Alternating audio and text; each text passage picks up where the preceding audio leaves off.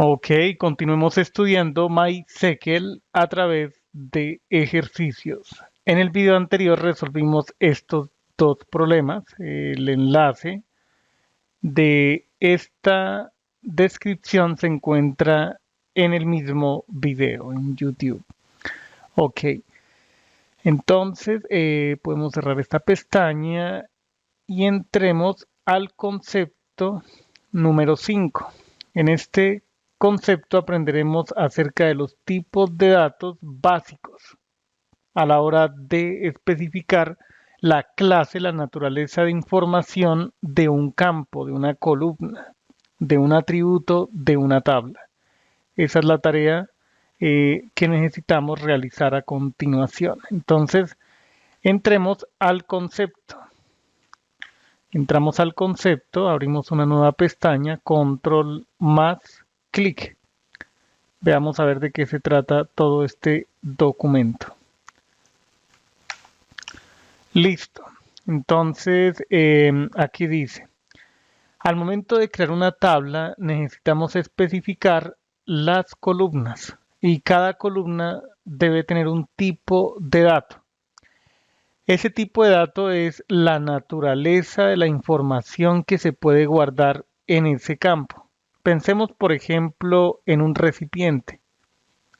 Este recipiente em, podemos decir que está diseñado para almacenar líquidos, por ejemplo, agua, algún equivalente, un jugo, una gaseosa, cualquier cosa que sea líquida. Entonces nosotros estamos especificando el tipo de información que podemos almacenar ahí. Podemos tener una caja o un sobre. Pensemos en un sobre. En ese sobre podemos guardar papeles. Entonces ese sería el tipo de información. Cada vez que creamos una columna para una tabla necesitamos especificar básicamente dos cosas. El nombre del campo, el nombre de la columna y además el tipo de dato. Especificando el tipo de dato, estamos especificando una restricción de la información, de los datos que se pueden almacenar ahí, el tipo de dato. Listo.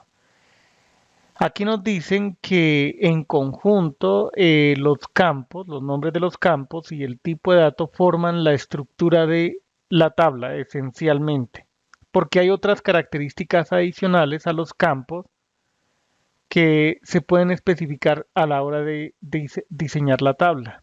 Pero ese, digamos, ya es, em, digamos, una estructura extendida. Hay una estructura básica que es el nombre del campo y el tipo de dato. Ok, aquí se consideran algunos tipos de datos. El más común es varchar. Varchar está diseñado para almacenar información textual, texto. Cuando almacenamos texto, básicamente estamos almacenando cadenas de caracteres. Ok, caracteres que pueden ser números, caracteres alfabéticos, símbolos, caracteres especiales. Esos son caracteres. Nos dicen que una cadena es una secuencia de caracteres. Podemos pensar, por ejemplo, en algo como esto. Tenemos varias locaciones en donde almacenar datos. Cada una de esas locaciones almacena un carácter.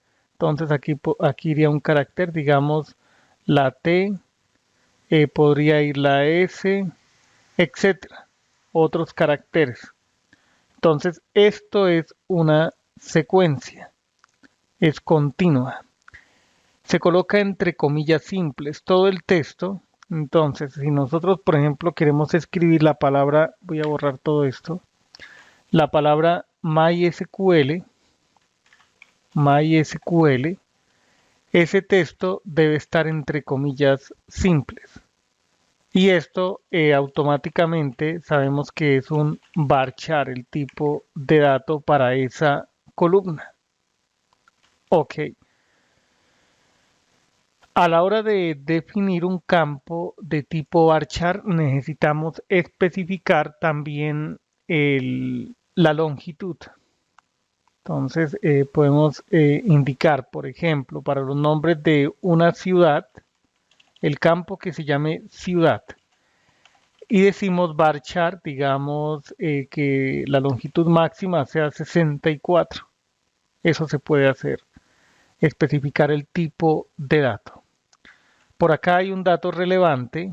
Dice, puede guardar hasta 65.535 caracteres en versiones antiguas de MySQL.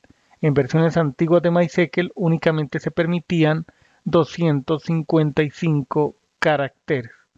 Para almacenar cadenas de hasta 30 caracteres definimos un campo de tipo varchar 30, que es equivalente a esto que acabamos de describir acá arriba.